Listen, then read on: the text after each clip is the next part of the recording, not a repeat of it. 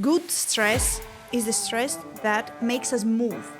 But if it makes you move so much that you end up hurting and your legs are hurting and bleeding because of total movement, then this has become bad stress. Balance is not 50% for all of us. The moment you make up your mind and you actually say with no second thoughts, I don't belong here, it's the 9 hours of sleep I take every day. Right?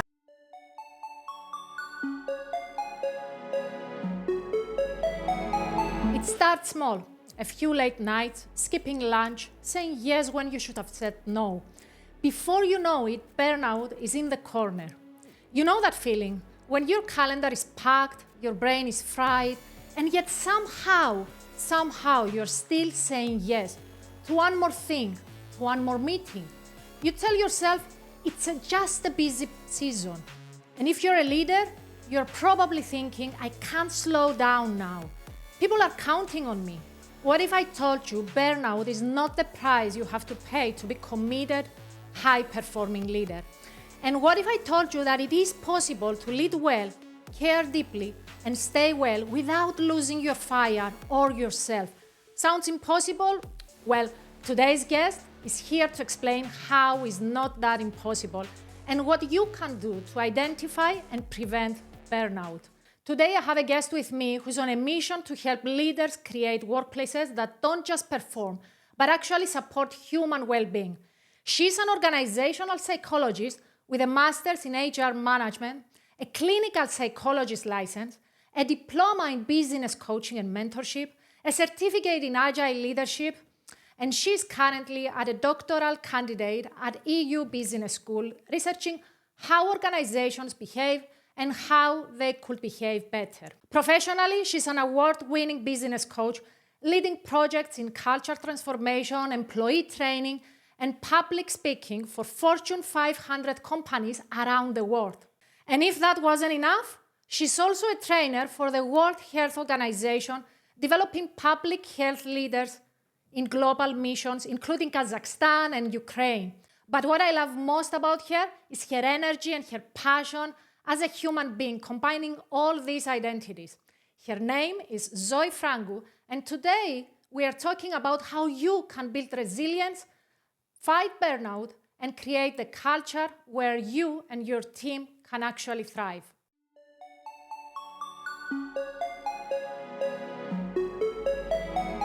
Zoe Fragou, welcome. Thank you for having me, Vaso. Zoe, what is the driving mission behind your work as an organizational psychologist? Okay, very nice question. I would say that my main goal is to invent new ways for people to reconnect with their career in a more holistic approach. We used to believe that our work is what we do, and now we know that it's much more than that. It's not just what we do, it's also an identity we have, part of who we are. For some of us, it can be even the biggest part of who we are. So there needs to be health there. There needs to be mental health there. There needs to be accountability.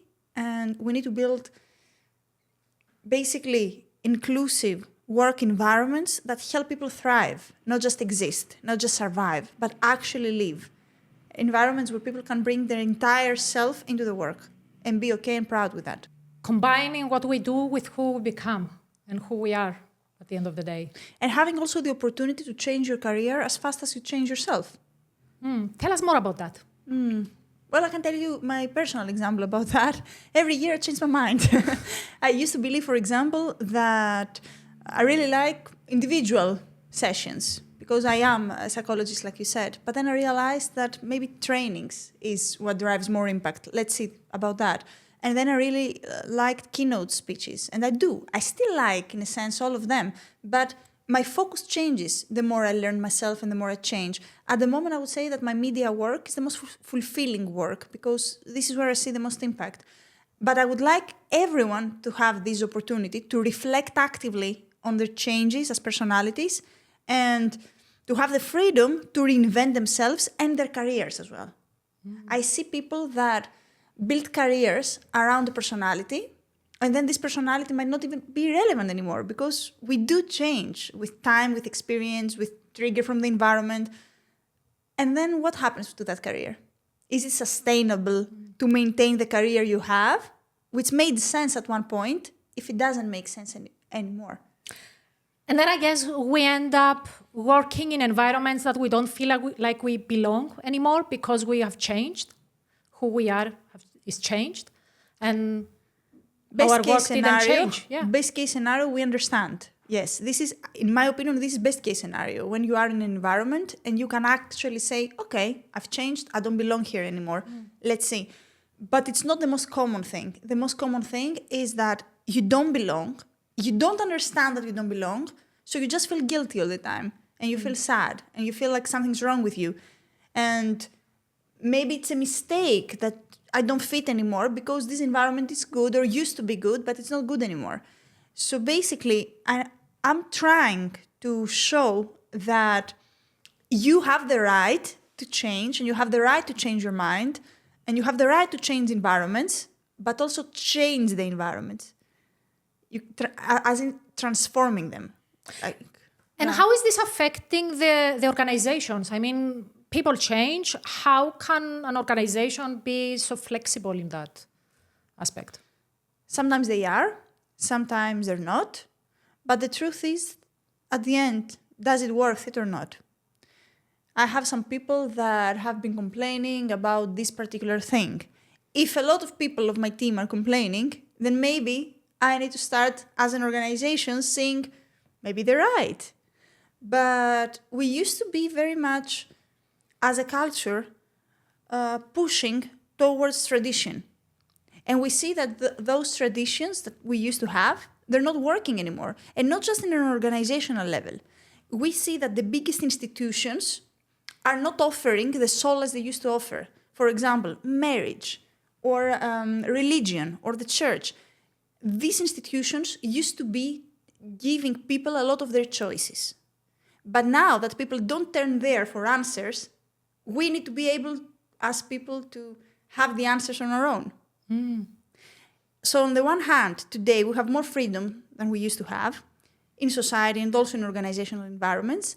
But at the same time, I'm not sure we have matured enough to know what to do with this freedom. So the end result is confused environments, working environments, and stressed people that don't know what to do with their flexibility. Yeah, because we need freedom, but then how much freedom is too much freedom, isn't it? That's also interesting. Okay, since you are a podcast that wants to go deep, can I talk about psychology? Go ahead. Okay. So we know that there are some basic needs when it comes to society and when it comes to human needs and people needs. So one of our needs is connectedness. So we want to feel like we belong and we connect with other people. Then another is about status. I need to understand where I'm standing. Then it's also about growth, and it can be about independence, like you just said, and autonomy. Not everyone's need is the same. For you, connectedness might be more important than autonomy. And for me, autonomy might be more important. So the people that really value freedom, you can give them as much freedom as you want, and they won't take advantage of it. They will know what to do with it. But then a person who actually, it's not so much about freedom, but it's about connectedness, or it's about status, or it's about growth, then they would probably struggle with getting too much freedom from a workspace.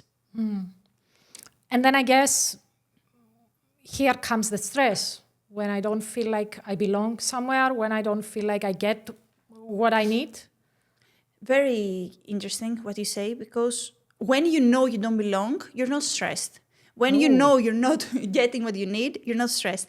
The stress is one step before that, when you can't decide. When you are in the environment and you're frozen, something is causing conflict, there is fight or flight. In the meantime of fight or flight, sometimes there is freezing. This is a stress zone. Let me get this clear, okay, for our audience also, to make sure that we understand what you're saying, is that before the level of awareness, I'm stressed. And as soon as I realize that I don't belong here, that this is not covering my needs, I'm not stressed anymore. It's a different type of stress. That what you're saying? It's the kind of stress that leads to action. The moment you make up your mind and you actually say with no second thoughts, I don't belong here, you might have a stress of, let's move on, let's do things, but it's a productive stress. Okay. Usually we don't talk about this level of stress. We talk about the stress that's harming us, the stress that makes us feel small and it's putting us on the corner and we can't decide what's next. Everyone has stress in every kind of job. I mean, I go on stage. Of course I have stress before I go on stage, but this is a productive stress that makes me prepare and makes me have energy and adrenaline high when I'm on stage. And you have a doctor at the ER. They have stress. They're performing a quick surgery. But this helps them be sharp at the moment and be more focused. The problem is not this stress, but the kind of stress that keeps you frozen. Okay. I'm stressed. Mm-hmm. How can I identify my stress? Yeah. If it's a good stress or if it's a bad stress? Are you doing things while you're being stressed? Are you moving forward a direction? Or are you waiting for this stress to go away before you start doing things? If your stress keeps you frozen and inactive, it's bad stress. We don't want it. We need to act. If your stress keeps you trying things and puts you in a move, then you are stressed, but this is the kind of stress that we do need. This little bit of stress that is like, okay, let's try. Let's do. Okay, I'm stressed, I'm a bit afraid, but let's try. Let's see. As you were speaking, I was thinking that, okay, we have good stress, we have bad stress, okay? I'm wondering now how good stress can become harmful sometimes. Can that happen? Good stress becoming harmful. Let me explain a little bit more. So I'm reflecting back to my own corporate past and corporate career that I felt like I was motivated. I had this stress, but it was all about work, doing things for the organization, achieving things. And it was a good stress, I guess, because it made me get into action. But then I felt like this stress was going to an edge right before burnout, let's say. When is good stress becoming more harmful for ourselves? When it leads to so much action that doesn't allow any room for reflection.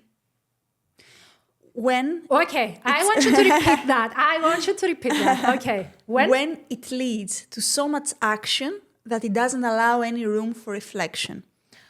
So what you're basically saying is that if all my life is consumed with one thing, out of good stress, but I become that thing, maybe it's my work, maybe it's something else, but if I become my work and every aspect of my life is just that, then it becomes harmful? Is that what you're saying? That's also a good interpretation. And I was planning on saying that as well. So I will go back to that and reflect more on this. But at this particular moment, I wanted to make clear that good stress is the stress that makes us move. But if it makes you move so much that you end up hurting and your legs are hurting and bleeding because of total movement, then this has become bad stress.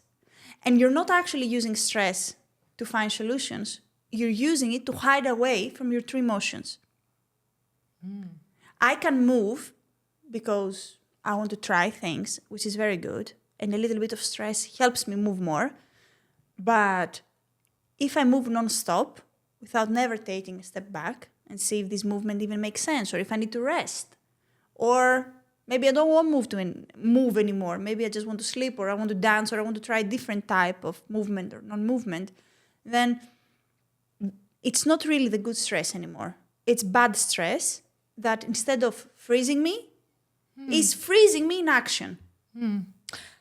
I guess it's like our strengths. When we overdo them, they become our weaknesses. In a sense, I would say basically that it's as simple as 0 or 100 never works. 0 doesn't work, 100 doesn't work either. It's as simple as that. We do need balance. Balance for everyone is different. Balance is not 50% for all of us. Me, I'm highly energetic. I will be always moving. But my balance may be at 90%. Still, I can't cross 90% of movement. I need that 10%. It's the 9 hours of sleep I take every day. For someone else that is, let's say, more introvert and less energetic, maybe their balance is at 40%. Find the limit But in order to find the limit, you need to reflect. You need to go back and say, is this indecisiveness good for me? Am I indecisive? Am I freezing too much in between? That's the one question. The other question is, I'm doing so many things. Am I doing those things because I actually value them and they bring something back? Or am I doing them because I can't stand my own thoughts? And I can't stand the void, not even for 1 second. I meet people who are afraid of the void all the time. But the void is where creativity happens, actually.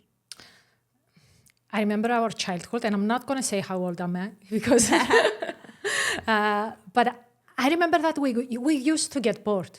And that was okay. We used to just sit around and watch the ceiling, and that was just fine, But now, I guess people they don't get the chance to get bored. They are always doing something. Yeah, there is one of my favorite books. It's called The Right to be Lazy by Paul Lafargue. And he explains how, and he takes as a good example the ancient Greece, actually, and the ancient Greeks, and how productive they were in terms of art, philosophy, all these theories, medicine. And he's explaining in the book that they weren't doing anything else all day. They had the slaves working, and they were in the agora discussing, writing, drinking. And that's how they came up with all these wonderful ideas that are relevant up to this day. So basically, the whole book, the point is that don't be afraid of being lazy sometimes, because that's where creativity will spark and new ideas and innovation will spark. And at the same time, because I do believe in this, I will also quote Bukowski, whom I also love, and he says, only boring people get bored. Because a person who's not really boring, even alone in the void, they will be occupied with their own thoughts and they won't get bored. How easy is it for the organization to accept that? Because we know that we're moving in fast-paced, with deadlines, clients need stuff, meeting after meeting, and there's a certain speed in organizations in the corporate environment. So I'm wondering how easy is for the organizations to actually realize that they need to slow down to speed up, and sometimes they need to, not going with 1,000 miles per hour. Depends on the culture. There are organizations who actively advocate for this because they have a commitment to creativity. And we do know that creativity needs a step back. And then there are, for example, organizations who only value performance and they only value internal growth in the sense of I need to see every single month the numbers to be a little bit up. Otherwise, nothing's working. A great example here is Pixar, actually. And it has been a case study on many different topics. And one particular topic that I want to bring up is that they were trying to understand why they're taking so many risks. And in one particular story, they took a new creative director that had a bad name also, that he's very hard to work with. And he comes and he says, I want to do a new movie and I want to change everything you're doing. You've been doing okay, but I want to try something else. And he actually says, and in order to prove my point, give me all the difficult people you have in here. Ooh. The most difficult people. So he created this misfits team to do this movie. And they said to him, there's no way this is going to happen. This will take $600 million and 10 years. Okay. Anyway, he did what he was supposed to do with much less money and in much less time. And that movie he made was Incredibles. Ooh. Who then proceeded to be a franchise. And they asked Pixar, why did you even take that risk? You had Toy Story, you had Up, you had all these beautiful movies before. Why take a risk on doing something extremely different that had nothing to do with your previous genre and take a risk on these misfits? And they said because stall is where you die. Just because something was working before, it doesn't mean it will work tomorrow. And we're not in the business of just repeating ourselves. We're in the business of innovating. So to go back to your question, there are companies that are committing themselves to innovation, and there are companies that are not committing to themselves usually to anything. They're just there. I keep what you're saying, that innovation comes in void and creativity comes in void. And in taking risks. And in getting out of your comfort zone. Yeah. And to get out of your comfort zone, you need to feel you are in an environment that allows that, you have psychological safety, you feel safe to take risks. I guess that's not the truth for most of the companies. So people are getting stressed and people are getting burnout. And I was listening to your speech yesterday, and you were talking about the differences between stress and burnout. And that was very interesting. So would you like to say a few things about that? I mean, because before we have the word about burnout, we didn't even know that we have burnout. And now we have a word, and maybe all we know is that we have burnout. Eight out of 10, they say I'm burnout, but what is really burnout and what is the difference? Yeah, okay. Let's put it like that. Burnout definitely involves work stress, but work stress doesn't necessarily lead to burnout.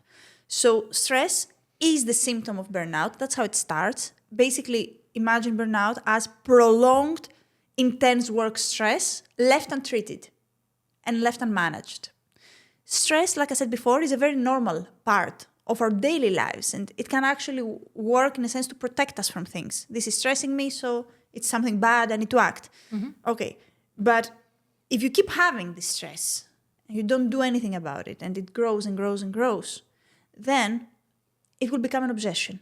That's where we really start noticing that maybe this person has burnout. Because, by the way, burnout has steps. It has stages. That was my next question. Is that something that becomes gradually? I mean, can we assess where are we and steps on that? It needs to have this clinical image of a burned out person for at least 6 months to say that this person indeed has burnout. So 6 months.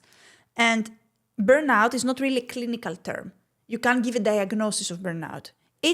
A lot of different symptoms combine together to create a syndrome that we notice. So in the first stage, yes, there is a lot of work stress that is prolonged and it doesn't go anywhere and people feel extremely stressed. Then it becomes an obsession. We have people who only talk about work and nothing else. And you go out on a coffee with them and they just take the discussion back to work. After that, these people become a little more irritated. And maybe they pick up fights more often. They become angry more often. They're very agitated. After that, and this is very interesting, because when a person is in the middle of the stages of burnout, the way they react, you would never guess that this is a person with burnout. You would say, it's just a jerk. Tell me more about that. So it's this stage where you try to tell that person, look, I've noticed something's wrong. Maybe there's an issue with you and work, maybe you're a bit too obsessed with work. And what they will tell you is, maybe you don't like your job as much as I do. Or maybe your job is not as important as mine. That's why you don't get it. And my career, I'm very focused on my career. And you need to be focused too to understand what I'm going through right now. I have a momentum. Okay. Let me pause for a moment. And I want you to say the next steps as well. Because I'm just guessing now that at this point is where maybe the good stress is becoming hurtful. Even before, like from the moment stress becomes an obsession with a particular topic, it's become harmful.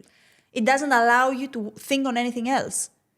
And then we are looking for those people in our organizations. We want people to be committed, resilient, think about work, act only for work. And we don't realize that that's actually they were the first ones to burn out. Yeah. It's a flag. We used to. Yeah, it used to be extremely common to search for the people that are the most work committed, in the sense that they breathe our values and exhale our mission. And we thought that this is a good thing.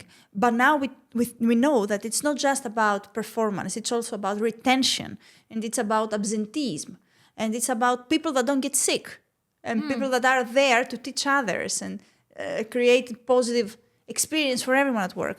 So if anything, if I had to say something about that, is that you don't want people that work is their only identity. You want multi-potential people with a lot of different identities. Because the more balance they have in those identities, the more possibilities that you're going to be having a healthy work culture. And at the same time, if they have different identities, they will probably connect the dots and add more value to the organization. That's where diversity starts, for sure, in multipotentiality. But think about it like that. You have a person at work, and all they care about is work. There's nothing else, just work. On the one hand, they're, of course, top performers, overachievers, they bring value, sure. On the other hand, let's say that this person has a fight with another executive in the organization who you also value and you also need. How possible is that next day they're going to be okay, forgotten about it? This is everything to them. This one identity that they need to protect. So everything means more. It's much bigger. On the other, or even worse, imagine that this person has some sort of mistake at work. How much it's going to be affecting them and taking them down. While on the other side, a person who is way more balanced. And yes, work, I love it. I give my 100. But at the same time, I play football every afternoon. And I also have this relationship. And I try to be a good mom. And also talk to my sister every 2 days. Cool. And I also make the exact same mistake. And then in the evening, I'm going to talk to my sister, vent a little. And then I'm going to go play the football. And probably I might even kick a goal or two. And then next day I'll wake up and I say, okay, I did a mistake here. So this identity is suffering a little bit, but at least all the others are intact. So I haven't lost my sense of worth and my sense of self. I'm still here. I know who I am. And I guess you are able also to vent and release that energy to other sectors in your life. So you're not very overwhelmed with the energy from work if it's only that identity.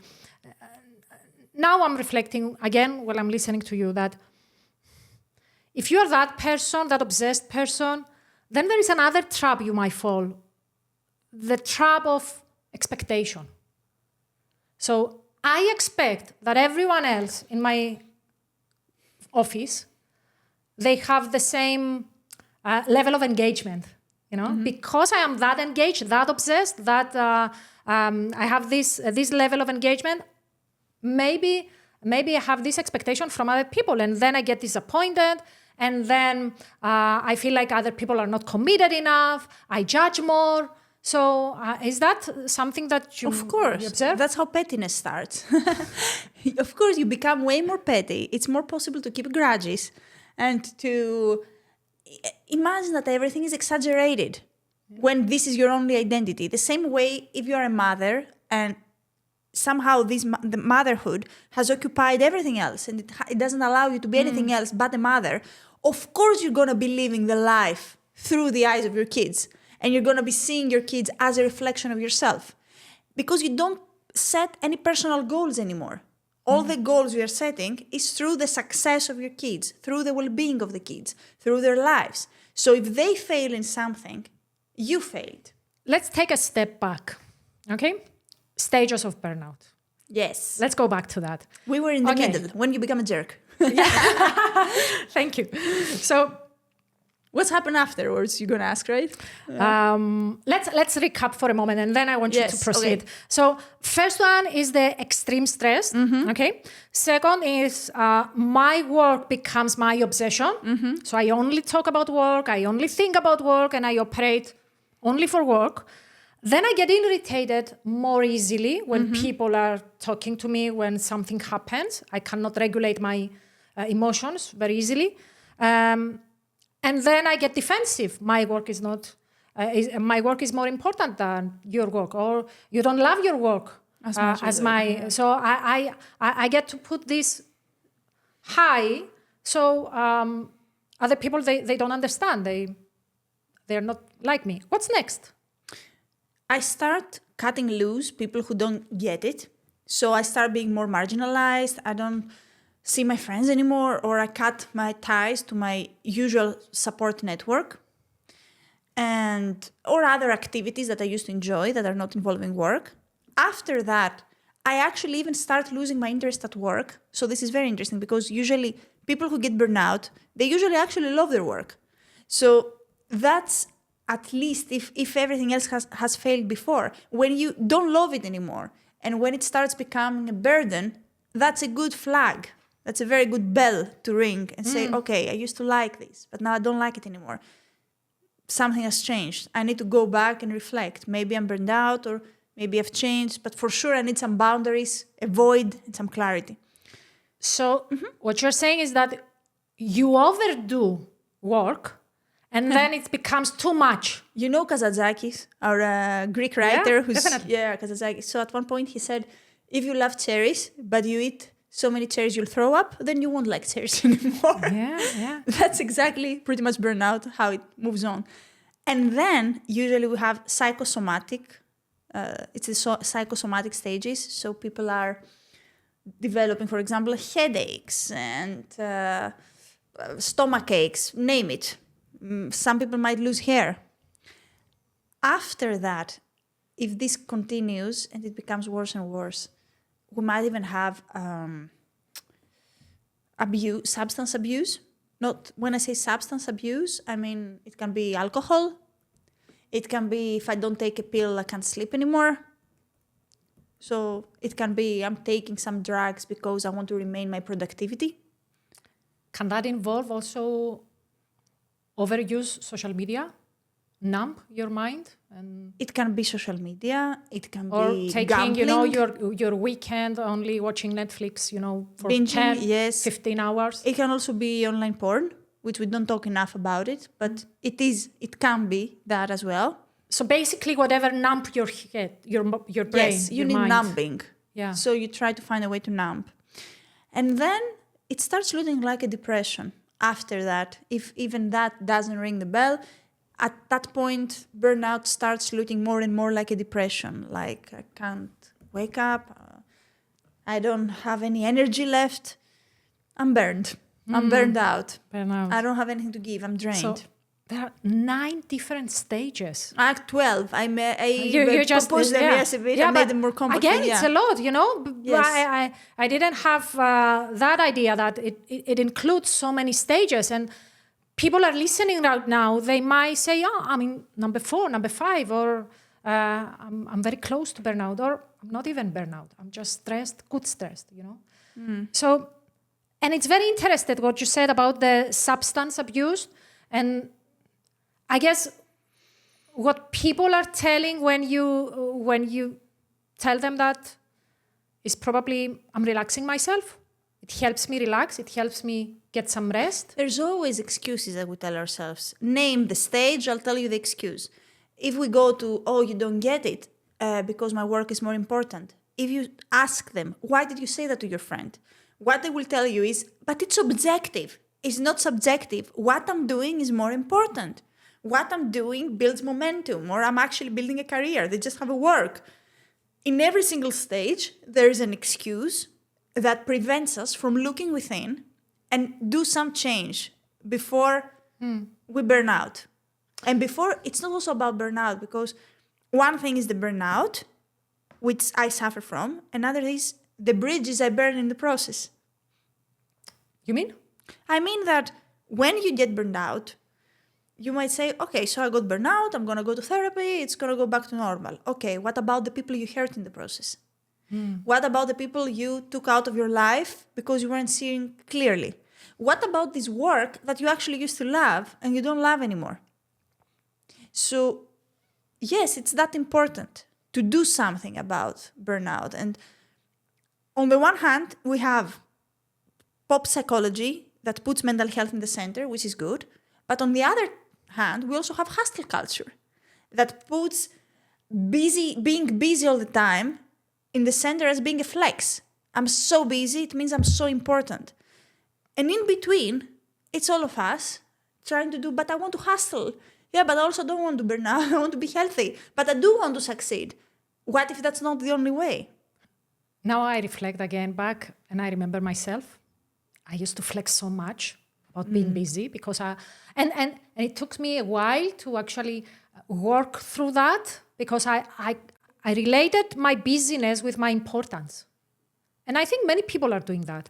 We say that we are busy, we don't have time, and we're busy. And we think that the more busy we are, the more important we are. Which actually, now I know that if you are too busy to do anything else, it means you don't have good time management. Energy management, That's very priority fun. management. When I was younger and I didn't have enough experience, and I saw a person that's busy all the time, I would say, "Oh my God, they must be so good." But right now, I find it sad and embarrassing. And what I think is, okay, if you're busy all the time, you just have zero control over your own life. So no, it's not a flex. It's a good idea to go start some coaching, because this needs to be handled. And there are so many things you can do about that. We have one full episode about time management and energy management, the good busy versus the bad busy.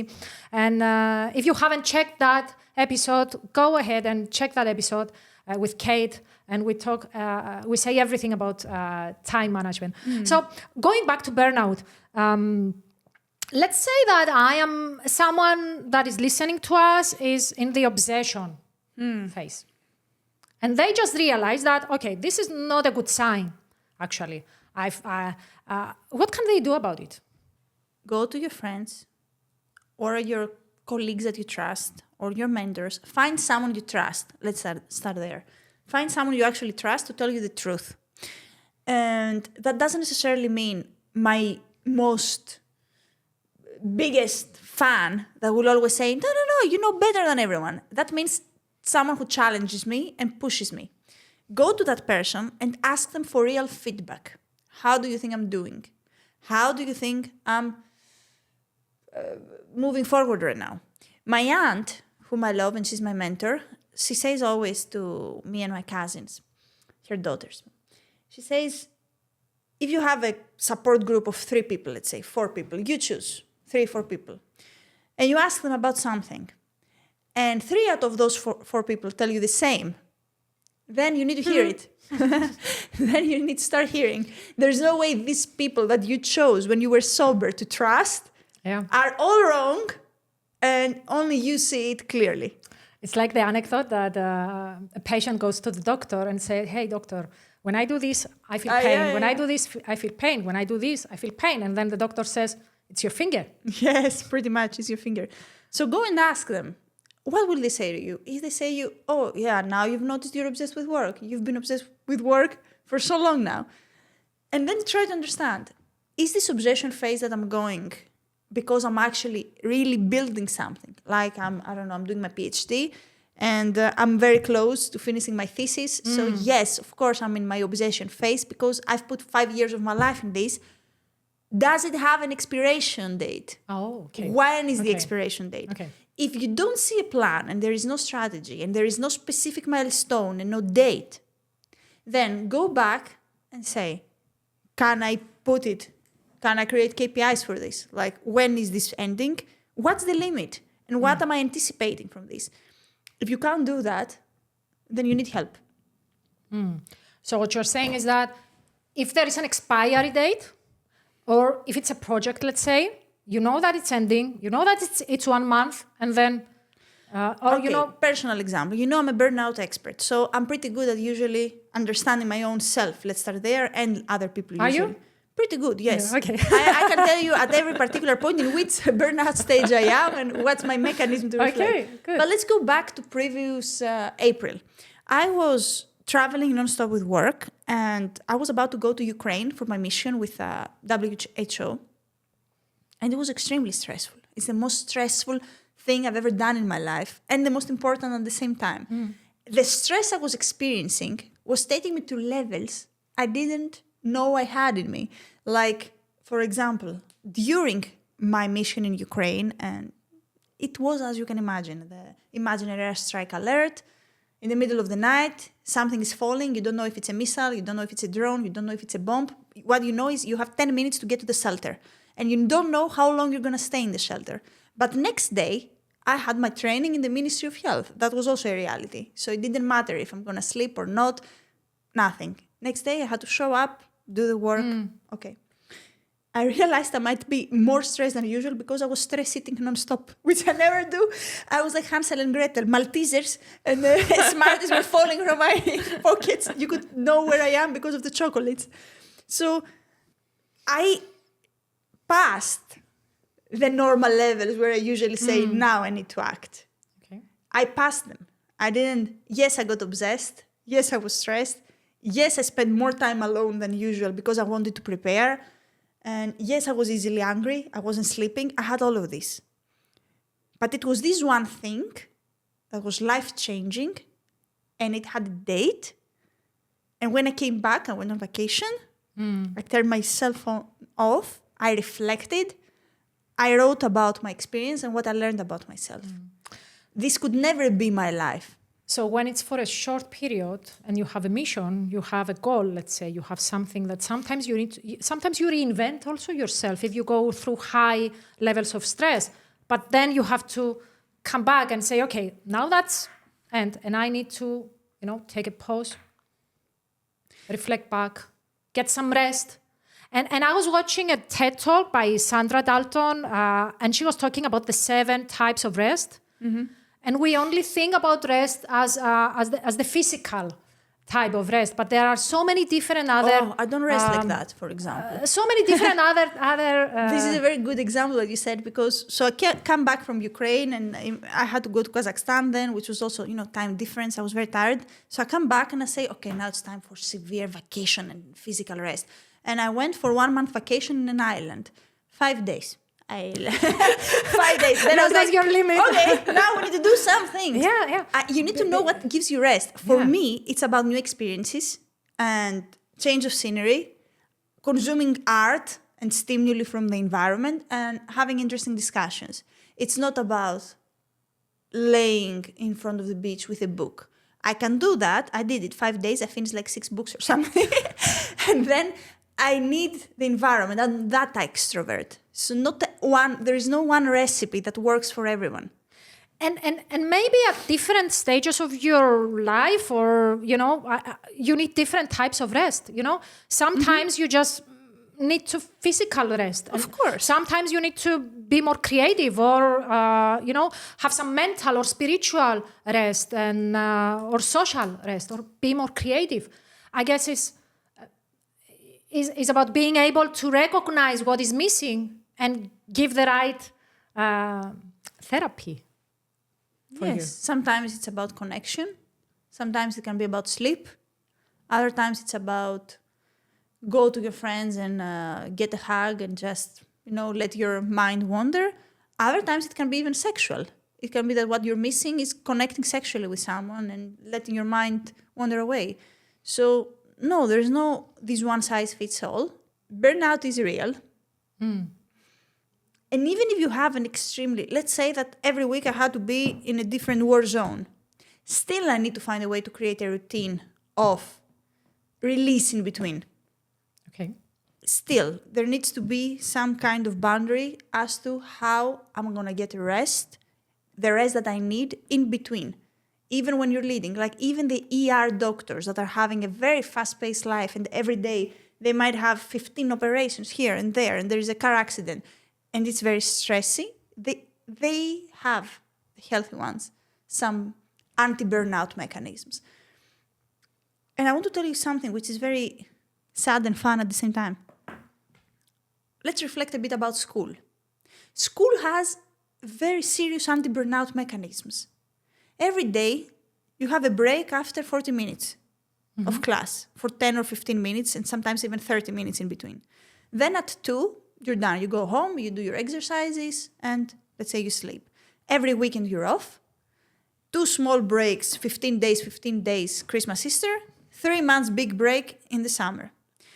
And then after the school, the next thing we do is work, usually. Which is, from that, you go to 9 to 5, 8, whatever it is for everyone, and then 20 days per year, paid leave. There is no structure in the society to help you prevent burnout. So you need to do it for yourself, because no one will do it for you. So I guess, who has the responsibility then? Is it just you? Is it the organization? And how big is the responsibility of the organization? How big is the responsibility, your own responsibility for yourself? Everyone has responsibility for themselves, but I very strongly, firmly believe that institutions come first because they have more power. So no organization, it's not up to the people to be more resilient. It's also up to you to create an environment where people can thrive. and where people don't necessarily need to be superstar and superheroes of resilience and stress-free emotions in order to be able to work at your company. And this is just an excuse that becomes more and more popular, that, oh my God, people are so sensitive these days. No, they're not so sensitive these days. These days they have enough awareness to tell you, this is very stressful, I'm going to get burnout, let's find a solution. While even one generation before, 2 generations before, they would first end up at the shrink, taking Xanax because they can't sleep, and then they would have to quit because they don't have the energy to wake up in the morning, and nothing would change in the environment. So for the first time ever, what has changed is not that people are more sensitive, but they are more strong to question the environment. And I guess Gen Z, now they have this courage to do that more than the previous generations. Yes, they have more courage for sure. They show up for these fights and they take action for these fights. They share their opinions, which is very uncomfortable many times. But at the same time, they are the future. But I guess we listen to, directors speaking, and they say this generation they are lazy, or they are very emotional, or giving the blaming for that generation, not realizing that being resilient is not the solution. They need to do something as well. Organizations need to do something. And I'm wondering, what can you do as a leader if you are a leader? What can you do to prevent that from happening? Yeah, people come and tell this to me all the time. They're not resilient, and how can I hire? Oh, you have an option. Raise the salaries and hire someone older.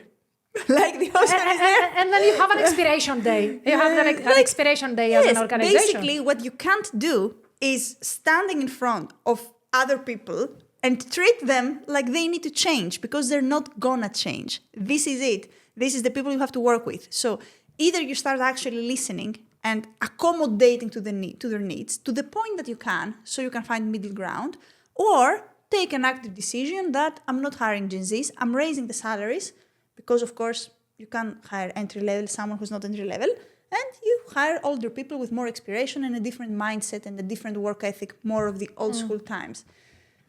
The thing is that yes, there are issues. And by the way, it's not like we can say Gen Zs are birds in the summer, they fly all together to the south. Of course. It's a generation with extreme variety and diversity. On the one hand, you can meet a Gen Z who is exactly like you describe it. Oh, you don't give me exactly what I want, so I'm leaving. Or you can meet also a Gen Z that does 3 different jobs. They come to the office, they finish everything, and then they also Airbnb the basement of their grandmother. And at the same time, they also do crypto exchange and invest. We've seen everything. So I would say start by having a stronger recruitment process to hire the Gen Z that's closer to you. And it's not necessarily the most flamboyant or the more passionate. This has become like a bit. Do you say the word in Cyprus? Like it's a caramel. We say it in Greece. Yeah. It's a caramel. We say it all the time. It has become a caramel. So what's a caramel? That what I want is someone who's very passionate and energetic and fresh with creativity. And then this person comes, and yes, they are a bit of a diva in the workspace, and you don't like that. So maybe that's not what you really want. And what you want is someone who is credible, consistent, comes on time, and knows how to self-organize. Hire that person. Don't hire the superstar. You don't want the superstar. You don't have superstar mentality or superstar environment. You have an environment that wants someone who shows up on time, meets the deadline, and organizes themselves. And it's okay. There's not yes, right or wrong. Does it work? It doesn't work. Apart from stronger recruitment, which I guess it's everything starts from there. I mean, it's like making a choice that you cannot afford later on. You have to choose the right people for the right job and the right culture, or the culture you want to create. Because maybe right now you're not, you don't have the culture that you want, but if you want to create a specific culture, then be very mindful of who you bring in on board. And don't hold it against people that they're changing. It's just a normal, very nice part of life. And if you're doing everything right, you should be changing. You should be a different person every year. So maybe you hire Gen Z at they're 23, and then after 3 years, they're 26, and it's not working anymore because they're different people now. They're young people, of course they're going to change. They don't have enough stimuli yet to form their personalities. If I go back to myself, I don't recognize myself until 25 years old. Who is this girl? I was so different. And okay, let them go. It's okay. Yes. And it doesn't have to be dramatic. It doesn't have to be painful. It doesn't have to involve hard feelings. Maybe you've changed, maybe the environment, maybe the people. Back in the day, we used to hear, you don't have to take your retirement from one place in order for your contributions there to matter. You can show up, contribute for 2-3 years very much, and I can be, as an environment, happy for that and grateful and thank you for the 3 years you gave me and for all your contributions, and we move on. At the same time, we see organizations struggling with personnel and turnover. And we know that it's costly to change your employees. So I guess how organizations can be flexible, be and agile, in that process. I wrote an article about it, and the title was, There Are Better Jobs, and those are the ones we want. That was the title. Because all the studies show that, on the one hand, we have the people who work, who say, we're not satisfied with work, and we're looking for a new job. And on the other hand, we have the HR managers and the recruiters saying, we can't retain talent, we can't find talent. So if they're searching, but you can't find them, then it's not because they don't exist. It's because what you offer, they don't want. And it's as simple as that. You need to change what you offer.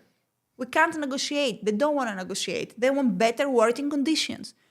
It's okay, let's fix it. Let's work. Let's put down the work and create better working conditions that are more mental health oriented, and they embrace diversity, for real diversity, not diversity like these days they say we are diverse, we have gay people, we have women, we are diverse. And what they mean is we hired 5 people that they might look different and they might have a different sexual orientation, but they're the same people as us. It's the exact same person, they just happen to be a lesbian and with short hair. No, that's not diverse. Diversity means different values sometimes, and it can be different mindset, and it can be a completely different trait or behavior, but I still can work with you because I see that this is going to help me grow. And I guess I can see that even though maybe we look like, we're both white, women, same age, somehow.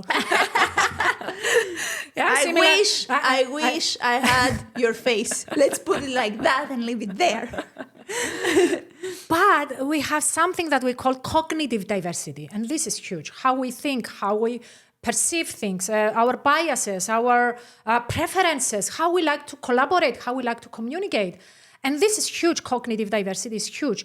And unless we realize that common sense is not common, just because we think like that, other people, they don't think the same way as we think just because we look like each other. And we shouldn't have expectations that they should think and behave like we are. So now we are getting into another episode, diversity and inclusion. I will call you again to have another episode on that. So going back to the burnout situation, if an organization, what can they do to prevent that from happening? Is it how they give feedback? Is it how they communicate? Is it their structure? What can they do to It's all of the above, for sure. But it mostly starts with psychological safety, with having people that are not afraid to speak up, and they're not feeling that if they share a thought or an emotion, they're going to be blamed or there's going to be retaliation. Information is power. If we really want to create better work environments, we need to open the door in receiving it. So when someone asks me, what can I do to make my workplace better? The first thing I say is ask them. Ask them. Have you asked them? And if you don't think they're going to tell you, ask them anonymously. They will tell you there. They know what they need. Guess what? We are adults. And we all know, in a sense, what we need. So it's just that nobody asks us. And we don't feel like we can shade. And people do have opinions. Sometimes people will share their opinions even if you don't ask them. So if they don't share their opinions, it's because they feel like you're not going to hear. You're not going to listen. If they don't want to take that risk of being not heard or criticized or ignored. And mostly it's retaliation. And mostly it's the fact that we're not used to open communication or trained. It changes. It becomes better and better. We are in a very weird place in between now, where people do speak more, but environments haven't found a way to turn these words into action yet. And the people that speak also so much haven't found a way to actually also put in the work necessarily. So usually you have a person who is really right on the, let's say, inclusion things and let's do this change, but still they haven't proved their performance. And because we do talk about workplace environments, performance is important and will always be the most important factor. After proving my performance, we start discussing everything else. It can't be, it's not negotiable. You need to be good at work. And of course, by making changes, I can help you perform more. But I need to see potential.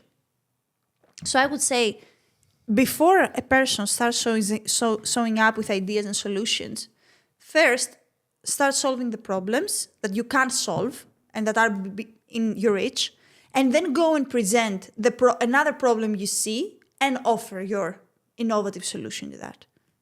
Let's make that more tangible for people that they are listening to us. Let's say I'm in an organization, I see things, I have opinion, and I want to share that opinion. But then I didn't prove myself yet. It's been a month or 2 or 3 months, and I didn't show my value. What is the right approach to that? How can we approach when we see things that they are not right or they are not like we like them? This is our right, but how about our obligations or how we add value to the organization? What we say now, it's the thin line in everything, not just in organizations and young recruits, but also in general. When do my rights stop? Am I protecting my own boundaries right now, or am I crossing yours? That's the real question. So in a working environment, when you sign a contract, the first thing you say is, I'll be putting in these hours to do this work, and I'll be getting this money. This is the first thing. So the first obligation they have is to give you the salary and the benefits you have agreed on, and your first obligation is to give back the work you have promised. That's where we start. And then the next things come, which is about how welcome I feel here, and I don't like these things the way you're doing it. Let's try something different. And they will listen more if they feel like you have fulfilled your obligations. They will never listen if everything is a struggle. So imagine you have a new employee in your own company, Basso, and they come to you and they say, I think we should have a bring your pet at work day, because I don't want to be paying a pet sitter every day. And also, it's my right to bring my dog here. And you're like, okay, I'm not a dog person. I don't see anything against that. I can bring the dog at work. But this person didn't wake up to come at time for the meeting today. This person was late to the meeting with the client. And now they come and ask me about the dog.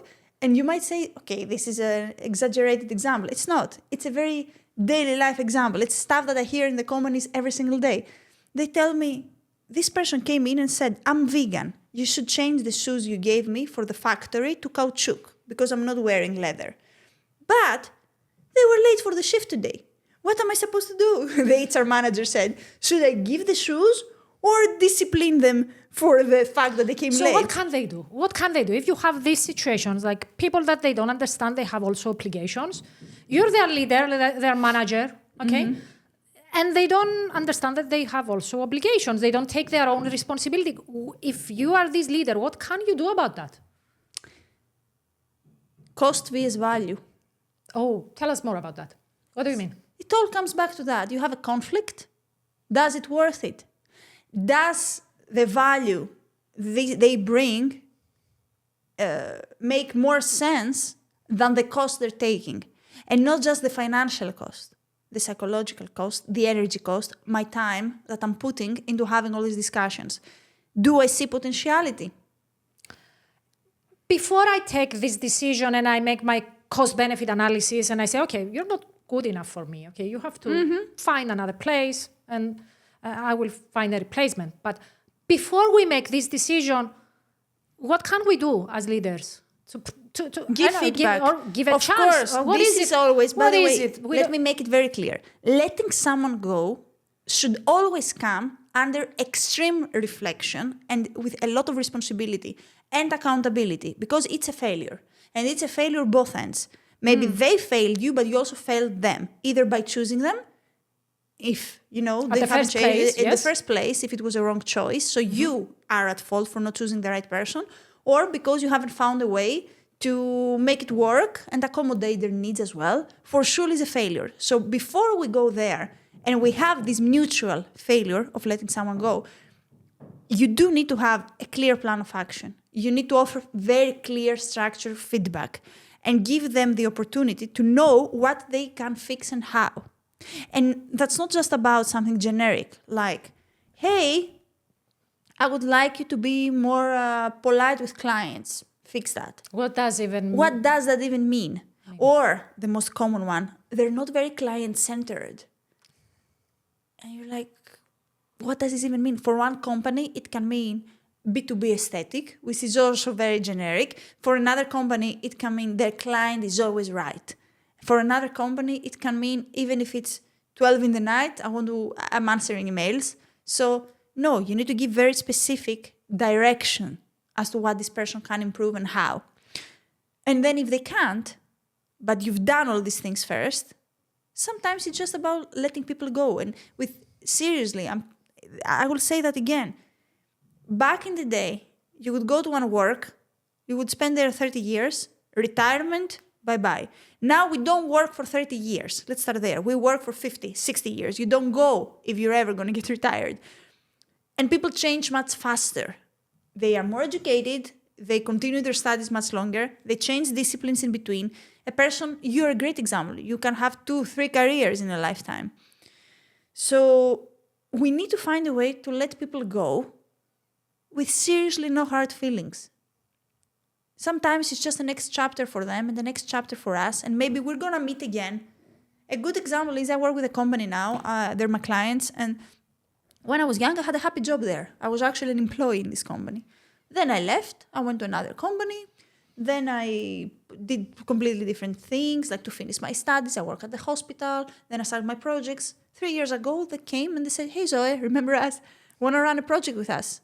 And I actually ran a consulting project with them. All good. So a chapter closed back then. 5-10 years later, another chapter, a different book, not even a different chapter. So it's not about what can I do for them to never leave. It's also about knowing when to leave. Knowing when to let them go. When something ends, yeah. And what I observed in my career is that every time that I had this dilemma about the person letting them go, I realized at the end that they felt the same. It's always in a relationship, but they just didn't have the courage. They just didn't. They were afraid. Take the responsibility, scared. Or they just waited until they find something else, or at least. I mean, even in a relationship, have you ever seen two people really breaking up and the one having no idea? This is so rare, so extremely like for a person to actually show up one day and say, "Hey, by the way, I'm leaving."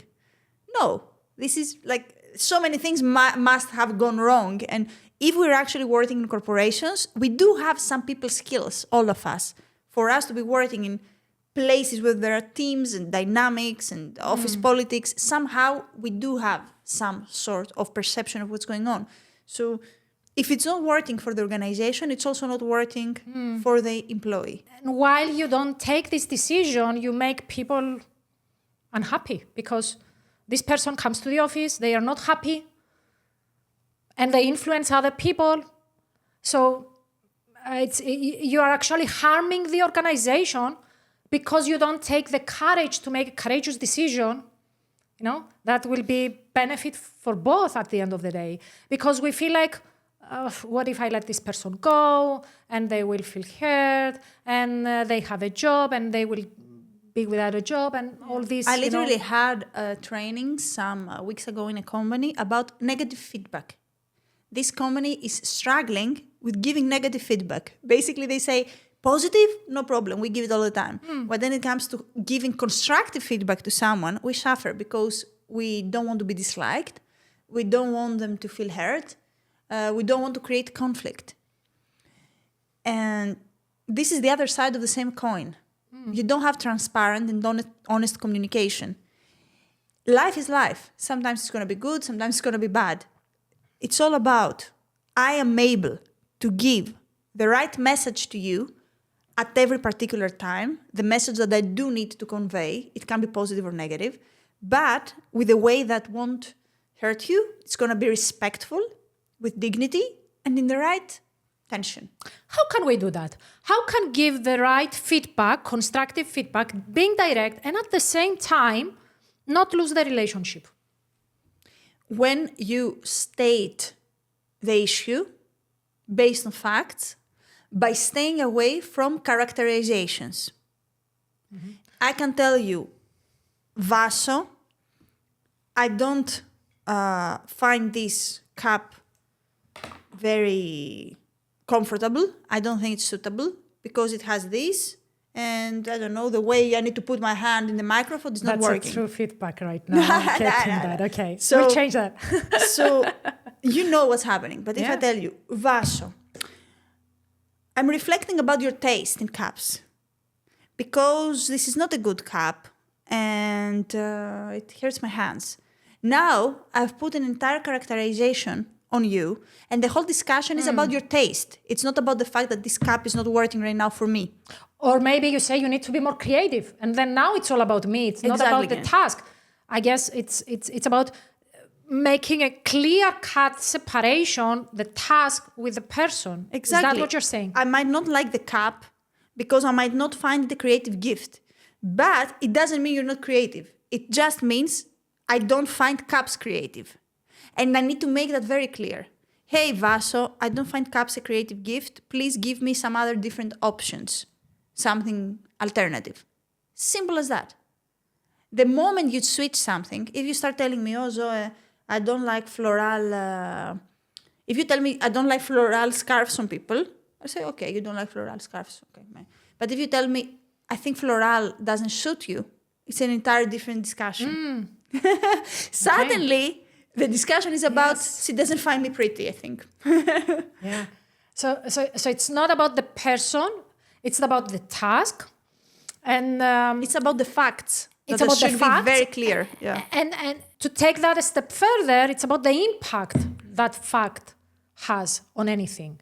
Because how is floral hurting my podcast? Or how is this affecting the functionality of everything? That's very good what you say right now. Because sometimes we think we're giving feedback, but what we actually do is random criticism and gossip. Yeah, how is this connecting with what we are doing here? And maybe how is this connecting with our mission, our bigger picture and everything? My favorite girl, Taylor Swift, she says in one song, you were casually cruel in the name of being honest. And I really liked that lyric because it's so true in business. Sometimes people will come and tell you the worst possible thing and they'll say, but I'm transparent. This is my feedback. It's not necessarily your feedback. If the intensity of the message is so high, it's not about the feedback. It's about you hurting me. Because people say, I'm just honest. But are you honest or are you trying to hurt me? Are you trying to hurt me? So I guess if we combine everything, feedback is all about talking about the facts and not the person, connecting that with the impact they have, and actually do it with care. And always looking towards the future with intention. If feedback doesn't try to bring a positive result for the future, so you need to learn how to do it better next time, then it doesn't really have any value. So connect that with some actions later on. Exactly. Connect it with something. If it's about that thing that once happened that doesn't bring any value in the future, and I'm telling you just because, it doesn't make any sense. You need to know what to do better next time if there is a next time. And If I am going on a dance festival because I want to try flamenco, okay, and you come to see me, and you know it's this one time I tried it and I'll forget about it, and I'm really bad at flamenco, and I ask you, what do you think, Vaso? Was I great at flamenco? Flamenco, right? Not flamenco. Yeah. Flamenco. You need to really, really do a cost-benefit analysis and say, Zoe is not a professional dancer and she's not really dancing. And she's asking me about that. You can always be true without lying, or say, you know what, Zoe, I'm happy that you have a nice hobby that you really like. And I really enjoyed seeing you do something that you enjoy, which is real. And then if I tell you, I think I'm going to do it professionally, you can tell me, you know what, Zoe, I think you're a great psychologist, actually. Stay at Why what don't you you do stick at best. that? Yeah. And maybe sometimes tapping your curiosity, we're afraid of asking questions. How did you like it? Maybe I will ask, how did you like it? How was it for you? How did it feel for you? How did it feel for you? Because you know what? When people are asking us for our opinion or give me some feedback or that, we are jumping directly into giving feedback. But slow down for a moment and understand really why is that person wants your feedback. Do they need a boost? Do they need your truthful feedback? Is it something technical like the podcast, the image, the sound, the lighting and everything? Do they need facts? Do they need to be inspired? What do they need? If a friend asks me for feedback, I always just hug them, and I'm very supportive and very empowering, because it's not my job to coach. I'm a friend. I'm there to be the safety net that if you feel bad, you fall, and I will catch you and help you go back up.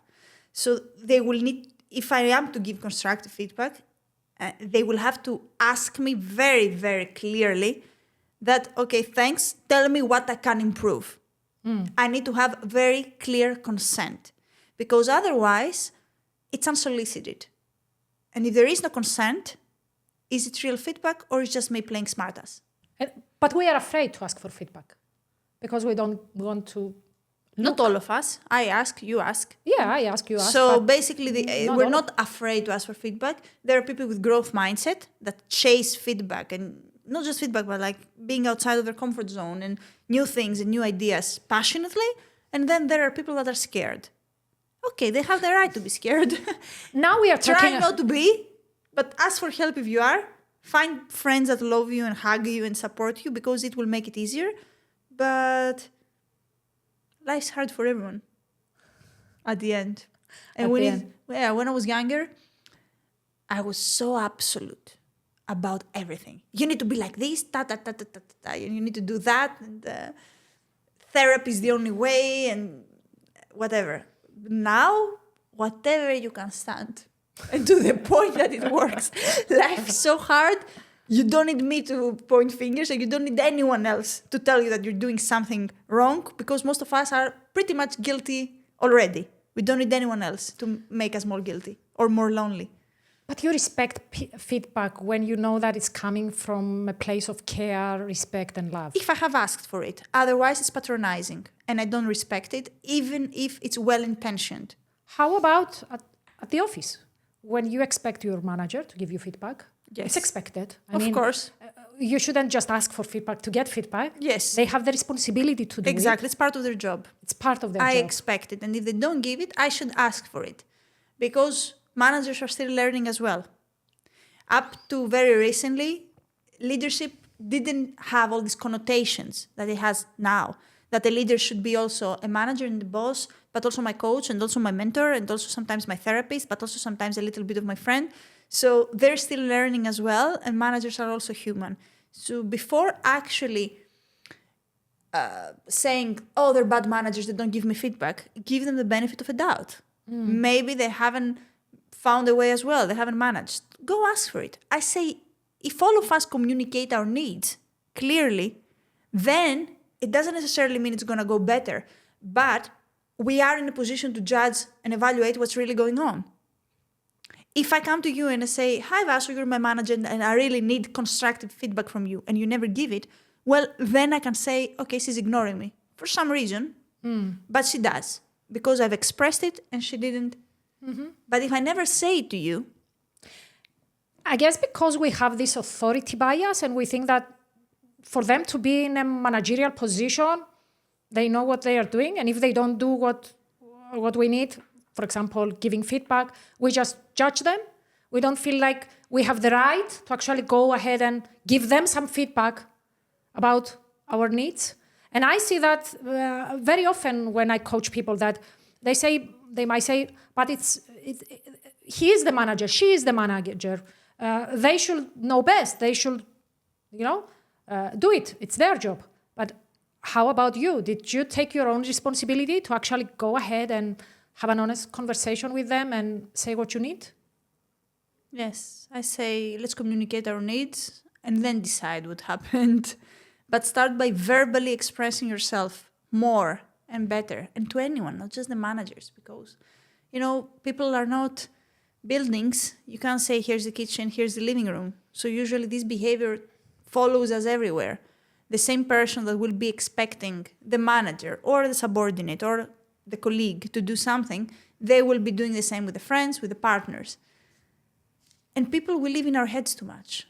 Sometimes someone forgets to give you feedback, not because they don't want to or because they don't find it important, but because they're stressed or they are struggling with their own feedback skills, or maybe they're afraid of confrontation.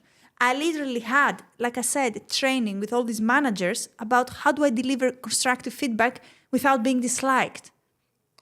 We forget that managers, they are people like us, and we need to see them as people and as work in progress. Yeah, I really like your title because you say leadership in progress, and that's the whole thing. It is leadership in progress. It's a work in progress. Sometimes they're doing better, sometimes they're doing wrong. Yeah. Tomorrow, the ex-subordinate is going to be a leader themselves.